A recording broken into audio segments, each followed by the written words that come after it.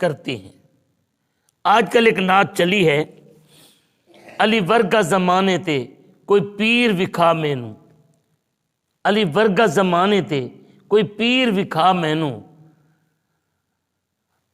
علی باج محمد دا کوئی ویر وکھا مینوں۔ اب میرے پاک نبی صلی اللہ علیہ وآلہ وسلم کے چچا حمزہ بھی ہیں،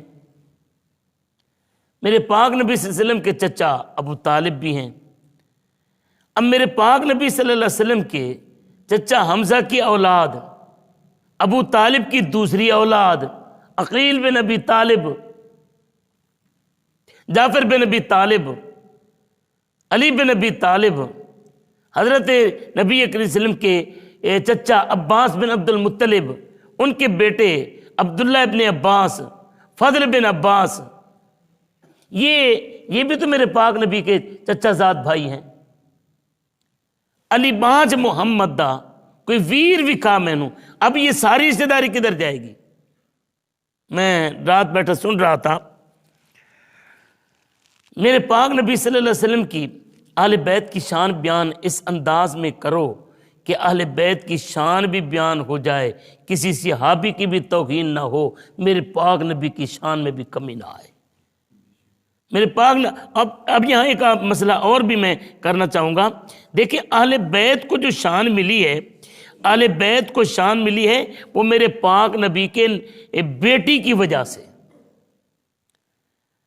اب ایک خطیب کی میں تقریر سن رہا تھا، وہ کہتا ہے کہ میں سید ہوں، میں نے اپنے خاندان کو چھانا، میں نے اپنے خاندان کو چھانا، میرے خاندان میں، میرے حسب میں، میرے نسب میں کہیں بھی محمد کا نام نہیں آتا۔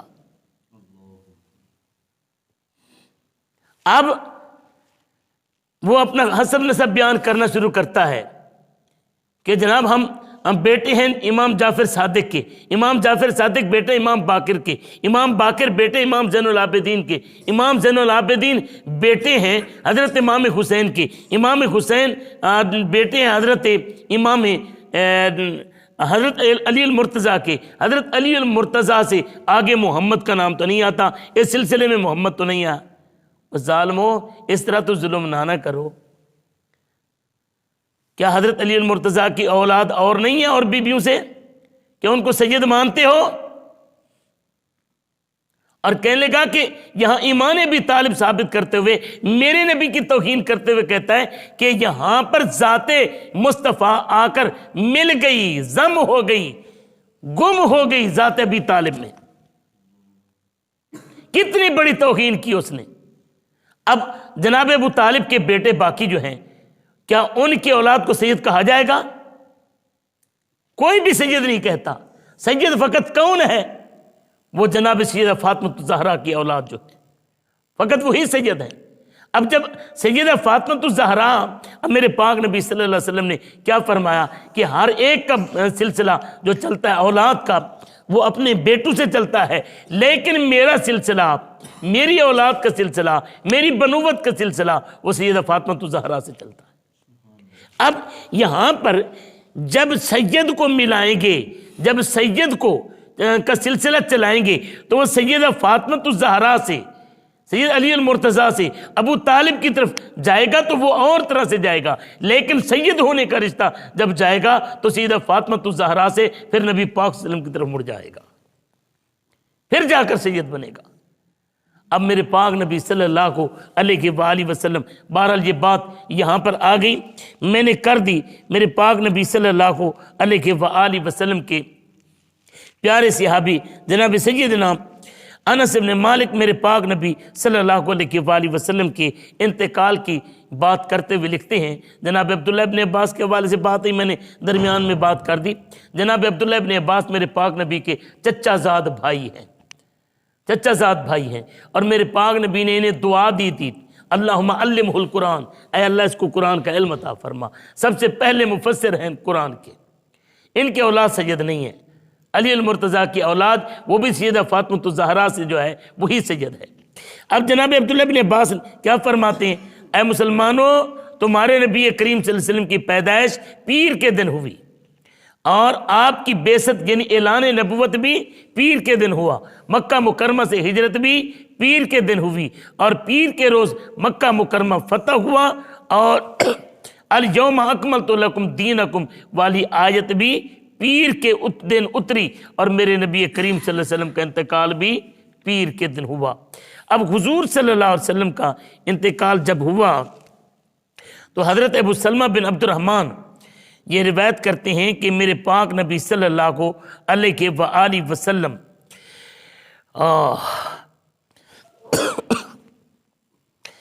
میرے پاک نبی صلی اللہ علیہ وسلم تشریف لے گئے ایک جنازے میں، بقیع غرقد کی طرف اپنے غلام کا جنازہ پڑھایا۔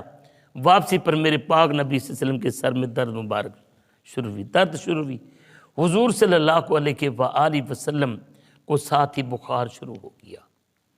اب حضور صلی اللہ علیہ وآلہ وسلم کو جب بخار شروع ہوا تو میرے پاک نبی صلی اللہ علیہ وسلم کو بخار اتنا ہوا کہ حضور صلی اللہ علیہ وسلم نے ایک کپڑے کی پٹی باندھی، کپڑے کی پٹی باندھی، سر کو جس طرح باندھتے درد کی وجہ سے، اس طرح میرے پاک نبی کا سر جب باندھا گیا تو حضور صلی اللہ علیہ وسلم کے سر پر باندھے ہوئے کپڑے پر جب ہاتھ رکھا جاتا تھا تو وہ بھی برداشت نہیں ہوتا تھا، اتنا بخار تھا میرے پاک نبی صلی اللہ علیہ وسلم کو۔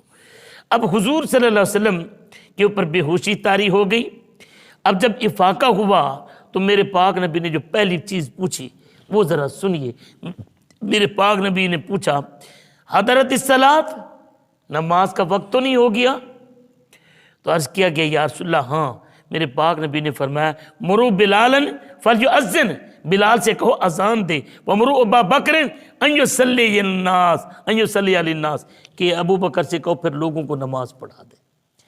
بلال اذان دیں، ابو بکر نماز پڑھائیں۔ اب فرمایا کہ قال ثم اغمی علیہ، پھر حضور صلی اللہ علیہ وسلم کے اوپر بے ہوشی طاری ہو گئی، پھر افاقہ ہوا، پھر حضور صلی اللہ علیہ وسلم نے فرمایا کیا نماز کا وقت ہو گیا؟ تو عرض کیا گیا یا رسول اللہ ہاں۔ میرے آقا نے فرمایا بلال سے کہو اذان دیں، ابو بکر سے کہو لوگوں کو نماز پڑھائیں۔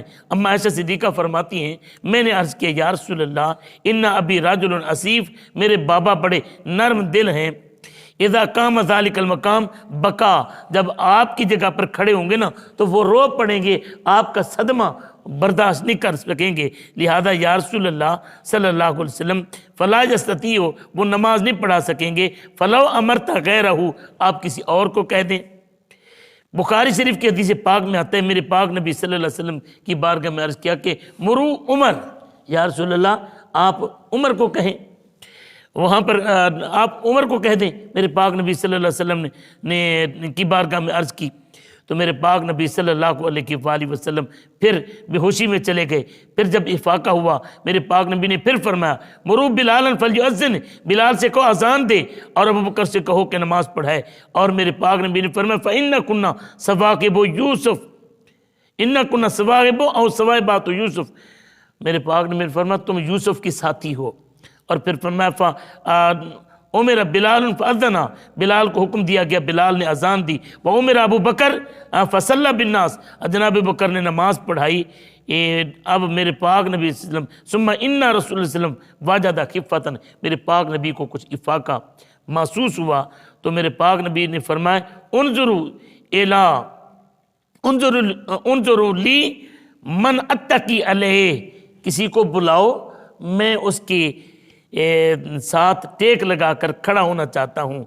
اور فجاءت بریرہ و رجل آخر، حضرت بریرہ آئیں اور ایک اور بندہ آیا، فاتقا علیہما، میرے آقا صلی اللہ علیہ وآلہ وسلم ان کے سہارے کھڑے ہوئے دروازے پر تشریف لے گئے۔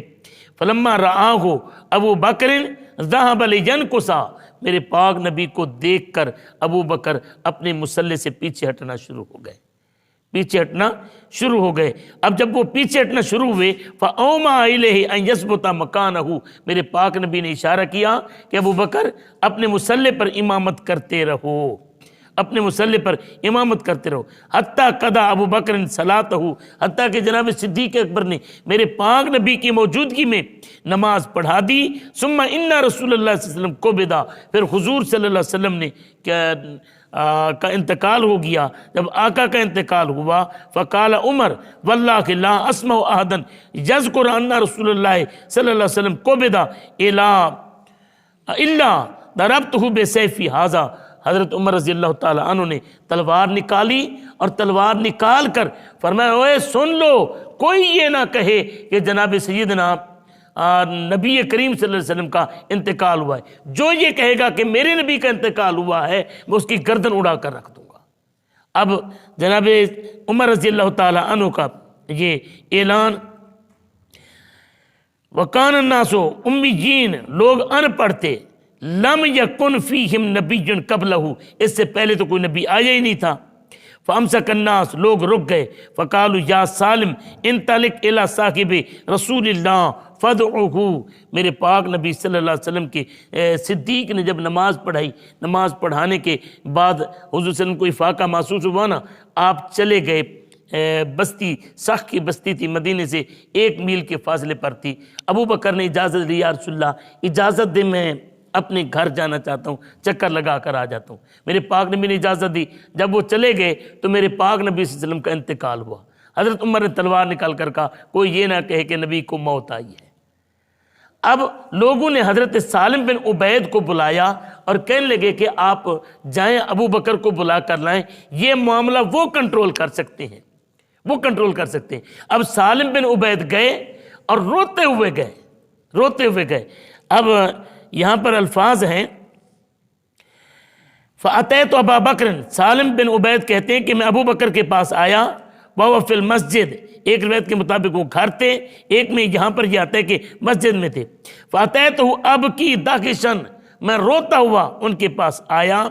فَلَمَّا رَآنِي، جب مجھے دیکھا، قَالَ أَقُبِضَ رسول اللہ صلی اللہ علیہ وسلم، پوچھا کیا نبی کریم صلی اللہ علیہ وسلم کا انتقال ہو گیا؟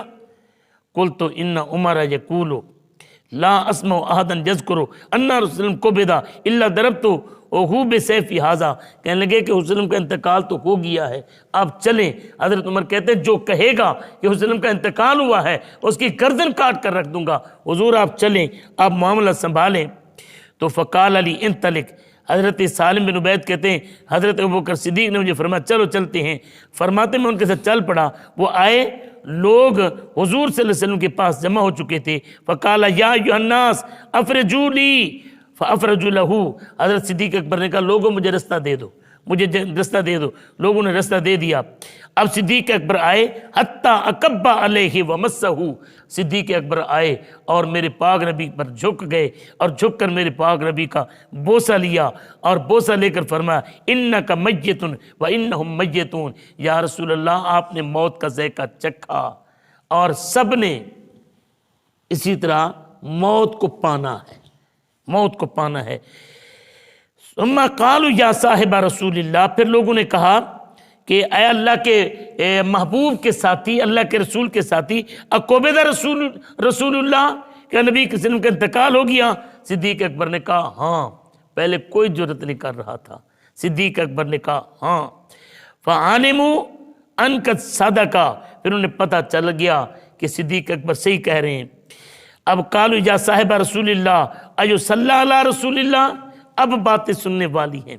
میں کل ایک سید کی تقریر سن رہا تھا، اللہ تعالیٰ اسے ہدایت دے، وہ کہہ رہا تھا کہ ہماری نسبت ان سے ہے جنہوں نے صدیق اکبر کی صداقت کا بھرم رکھا، عمر کی عدالت کا بھرم رکھا اور عثمان کی حیا کا بھرم رکھا، صحابہ کی صحبت کا بھرم رکھا اور نبی پاک کے سسٹم کا بھرم رکھا۔ اب نبی پاک صلی اللہ علیہ وسلم کی نبوت کو بھی علی المرتضیٰ کا محتاج کر دیا۔ رافضیت اس طرح اس قدر بڑھ گئی۔ اب حالانکہ جناب علی المرتضیٰ ہوں، صدیق اکبر ہوں یا کوئی بھی ہو، سب کو یہ مقام ملا ہے۔ اگر سید سادو کو بھی یہ مقام ملا ہے تو صدقہ میرے مصطفیٰ کا ہے، صدقہ میرے مصطفیٰ کا ہے۔ اب اس نے یہ کہہ دیا کہ جناب یہ نبی کریم صلی اللہ علیہ وسلم کی نبوت کے سسٹم کا بھرم جس نے رکھا وہ علی ہے۔ یارو آؤ، یا صدیق اکبر کیا کہہ رہے ہیں، میں علی المرتضیٰ کی بات بھی سناؤں گا، وہ کیا کہتے ہیں، ہاں کہ ایو صلی علی رسول اللہ، علی المرتضیٰ تو موجود تھے نا، لیکن فتویٰ کیسے پوچھا جا رہا ہے؟ صدیق اکبر سے۔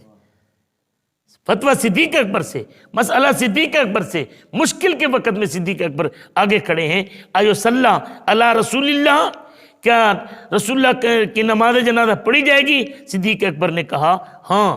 قالوا وکیفا، اب آقا کی نماز جنازہ کیسے پڑھی جائے گی؟ قال یدخل قوم ویکبرون ویصلون ویدعون، کہ حضور صلی اللہ علیہ وسلم کا جسد خاکی اندر رکھا ہوگا، لوگ اماں کے حجرے میں، وسلم کے حجرے میں داخل ہوں گے، داخل ہوتے ہوئے تکبیر پڑھتے آئیں گے، درود و سلام پڑھتے آئیں گے اور دعا مانگتے جائیں گے۔ یہ جنازہ میرے نبی کا ہوا۔ اس طرح عام لوگوں کے جنازے کی طرح نہیں ہوا کہ جناب لوگ امام آگے کھڑا ہو، لوگ صفیں بنائیں اور آ کر وہاں پر وہ کھڑے ہو کر نماز کی طرح جنازہ جس طرح ہم پڑھتے اس طرح پڑھا جائے، اس طرح میرے نبی کا جنازہ نہیں ہوا، بلکہ یہاں پر یہ آتا ہے کہ 10 کی ٹولی آتی تھی یا جیسے بھی آتا تھا۔ یہاں پر یہ ہے کہ اندر لوگ داخل ہوں گے، صدیق اکبر نے فرمایا تکبیر کہتے ہوئے آئیں گے، درود پڑھتے ہوئے آئیں گے اور دعا مانگتے ہوئے جائیں گے۔ یہ میرے پاک صدیق نے میرے پاک نبی کے جنازے کے بارے میں فرمایا۔ اب اس کے بعد ثم یخرجون ثم یدخل قوم، پھر اور لوگ آئیں گے، فیکبرون ویصلون ویدعون، وہ تکبیر کہیں گے، درود و سلام پڑھیں گے اور پھر دعا مانگتے ہوئے چلے جائیں گے، حتی یدخل الناس، حتیٰ کہ لوگ داخل ہوتے رہیں گے۔ قالوا یا صاحب رسول اللہ ایدفن رسول اللہ، اے صدیق اکبر، اللہ کے نبی کے یار غار والمزار، اے صحابی رسول، یہ بتائیں کیا آقا کو دفن بھی کیا جائے گا؟ صدیق اکبر نے کہا نعم، ہاں دفن بھی کیا جائے گا۔ قالوا اینا، رسول اللہ علیہ وسلم کا تربہ تحتر کہاں بنے گی؟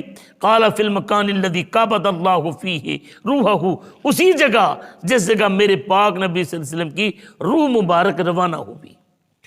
فإن اللہ لم یقبض روحہ الا فی مکان طیب، اب میرے آقا کریم صلی اللہ علیہ وآلہ وسلم کی روح، صدیق اکبر کہتے ہیں ایسی جگہ قبض ہوئی کہ جو جگہ طیب طاہر پاک جگہ ہے۔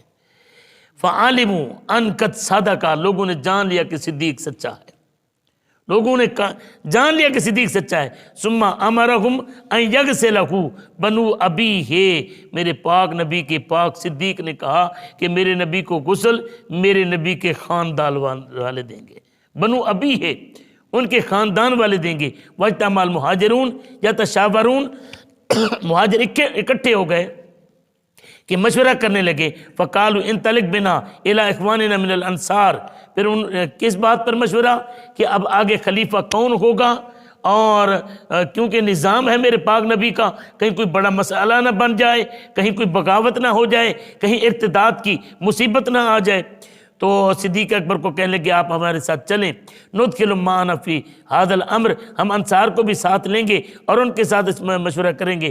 انصار کہنے لگے منا امیر و منکم امیر، ایک امیر انصاریوں سے ایک امیر مہاجروں سے ہوگا۔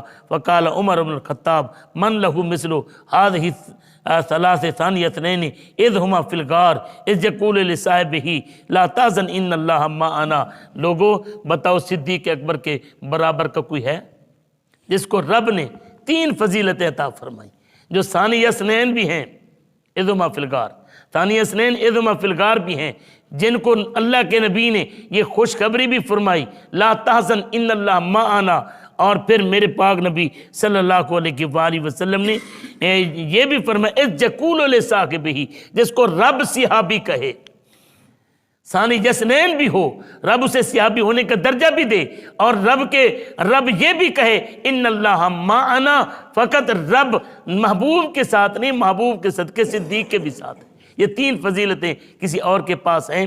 تو سارے انصار صحابہ نے کیا کیا؟ پہلے فاروق اعظم نے ہاتھ بڑھا کر صدیق اکبر کے ہاتھ پر بیعت کی، پھر اس کے بعد باقی لوگوں نے بیعت کی، اور میرے پاک نبی صلی اللہ علیہ وآلہ وسلم کا انتقال ہوا پیر والے دن، اور میرے پاک نبی صلی اللہ علیہ وسلم کی ذات پر درود و سلام، جو جنازہ آقا کا پڑھا گیا وہ تکبیر، جنازہ، دعا، یہ پیر منگل کا دن چلتا رہا اور بدھ والے دن میرے پاک نبی صلی اللہ علیہ وسلم کا جسد خاکی مدفون ہوا۔ میرے پاک نبی صلی اللہ علیہ وآلہ وسلم کی یہ ایک مرحلہ جو کل نفس ذائقۃ الموت، ہر نفس نے موت کا ذائقہ چکھنا ہے، میرے پاک نبی صلی اللہ علیہ وسلم کے اوپر جو یہ مرحلہ گزرا، یہ سادہ لفظوں میں یہ تھا۔ انشاءاللہ کل یہ عرض کروں گا کہ نبی کریم صلی اللہ علیہ وسلم کی موت کیسی موت ہے۔ اللہ پاک ہم سب